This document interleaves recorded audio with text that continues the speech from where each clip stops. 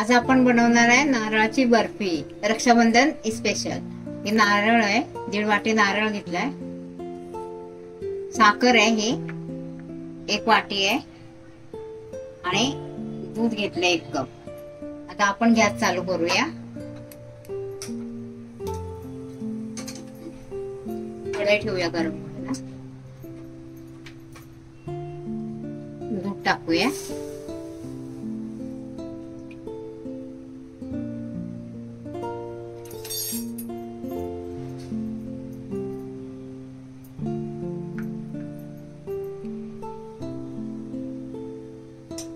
आपलं दूध हे येते उकळते, यात टाकूया साखर आणि चांगलं उतळून घेऊया।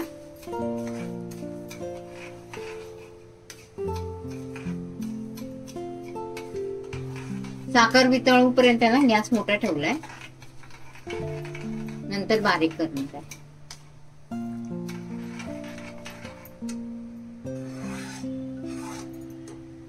त्याच्यात टाकूया आपण खोबरं। साखर आपली आहे ना एकदम पूर्ण हे झाले, वितळले।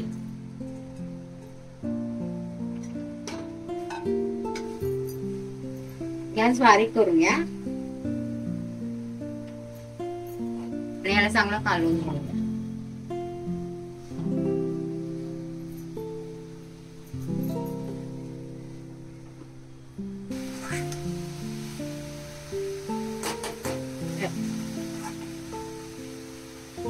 आपण टाकलं होतं ना, खोबरं टाकलं होतं ना, खोबरं, दूध, साखर याला चांगलं हलवून घ्यायचं, चांगलं सुकं करायचं। याला दुधामुळे कसं चव येते याची, आपलं खवा असतो ना, खव्यासारखं लागतं, खव्याची पेस्ट येते। हो, त्याच्यात थोडं तूप टाकूया। आपण तूप नाही टाकलं ना, 1 चमचा तूप टाकूया, चमचा छोट्या म्हणा।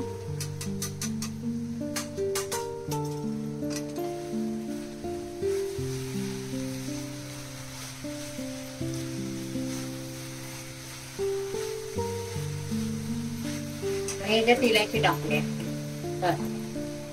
10-15 इलायची ना बारीक करून घेतल्या, बारीक म्हणजे एकदम बारीक नाही केलं, वाटून घेतलं।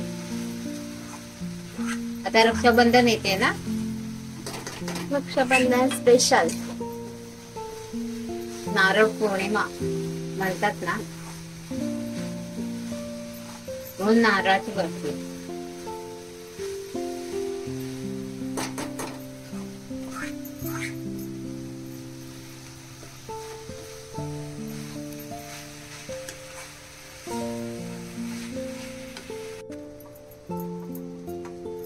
तूप लावून घेते ताटाला, हे आपण आता याच्यात ताटात आहे ना काढून घेणार आहे कटिंग करण्यासाठी।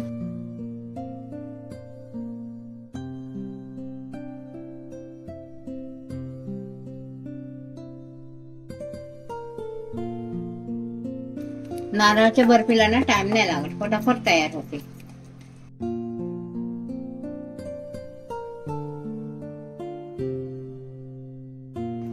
गरम गरमच सेट करायचे याला, आणि थोडी थंड झाली ना थोडी की मग कापून घ्यायचे।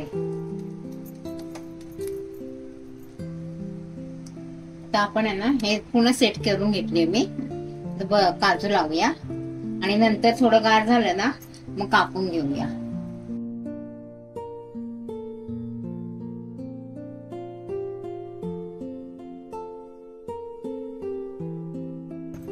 त्याला आपण फ्रीज मध्ये ठेवूया ना, 10-15 मिनिटासाठी ना सेट करायला ठेवून देऊया। नंतर झाले 10 मिनिटं, हे बघा एकदम सेट झाली।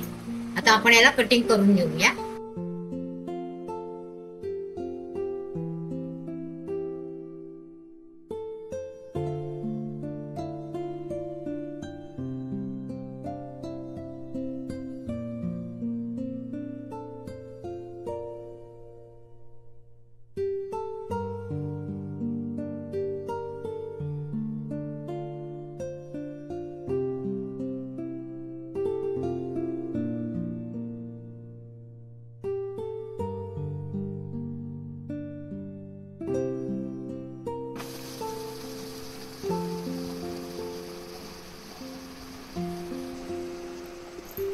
झाली आपली नारळाची बर्फी तयार.